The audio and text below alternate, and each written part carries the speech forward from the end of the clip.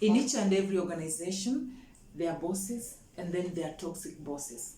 These toxic bosses are the ones I want to address. Why do you love making life harder for those people who work under you? Why do you always want to write memos to those colleagues that you work with? Those colleagues respect you, but you don't at some point or any point recognize that they respect you. Why do you always want things to be done your way? Do you ever think about them? Do you ever think about what effort they make or try to make whatever you assign them to do? It hurts so much when you see a boss trying to frustrate your efforts in each and everything that you're doing. It hurts so much when you see your boss trying to bring you down and always writing memos, writing emails to you.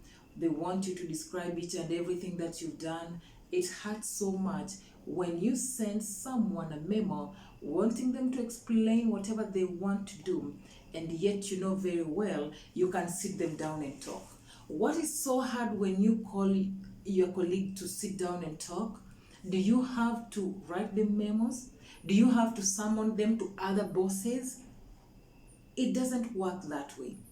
Can you learn to communicate to your other juniors? Can you learn to communicate to your colleagues? It won't cost you a lot. It is just a matter of calling them and talking to them. Why do you frustrate their efforts when they try to make ends meet? These colleagues you're frustrating, they've got families, they got wives, they got husbands, they go too. But now in the office, you want to make their life so hard that they curse the day they're coming to work. Most of them will literally curse that day and that time they're coming to work. It pains them to know that each and every morning they're coming to face a toxic boss who is going to frustrate their efforts and everything that they are trying to do. Do you ever think about them? Do you ever think about if you were in their shoes, what can happen? Most of these bosses just think that it is just a matter of die or do. No, it doesn't work that way. Always put yourself in their shoes. Why do I frustrate this individual? What if it is me now? You know, life is funny. Tomorrow you can wake up, you are no longer the boss.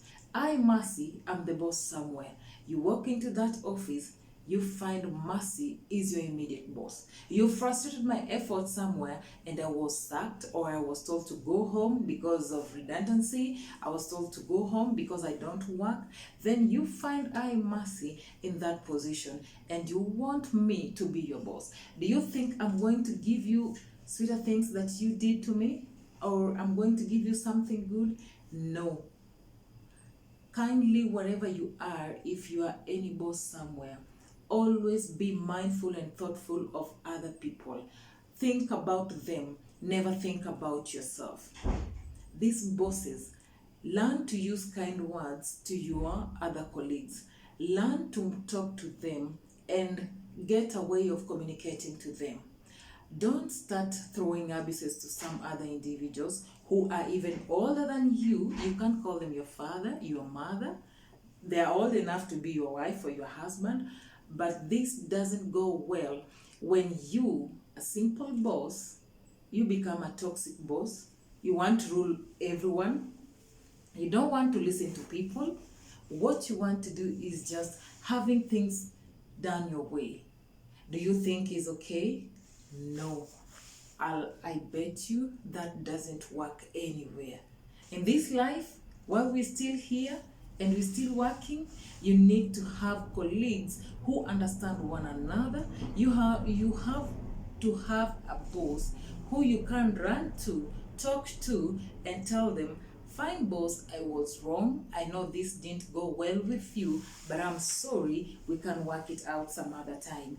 But the moment you, the boss, want to be seen as you rule everything, you are the only lion in the den, and you want everyone to do your things the way you want, it doesn't go well with you. When you are somewhere and you are a leader, always be mindful of other people's welfare. Don't ever think about you yourself. Think about I, Mercy. Think about someone else who is seated somewhere. Think about that individual you frustrated. You sent several memos. You sent several emails. You went to the other bosses to talk about them, these individuals down here, and then they were sacked. What if it was you? What if I, Mercy, am the one doing that to you? Do you ever sit down and ask yourself, if everything I'm doing to Mercy or someone else is going to be done the same way to me, what am I going to feel? Always and always be mindful of other people's welfare. You don't have to be a toxic boss to lead or rule other people. Always be mindful of what others think.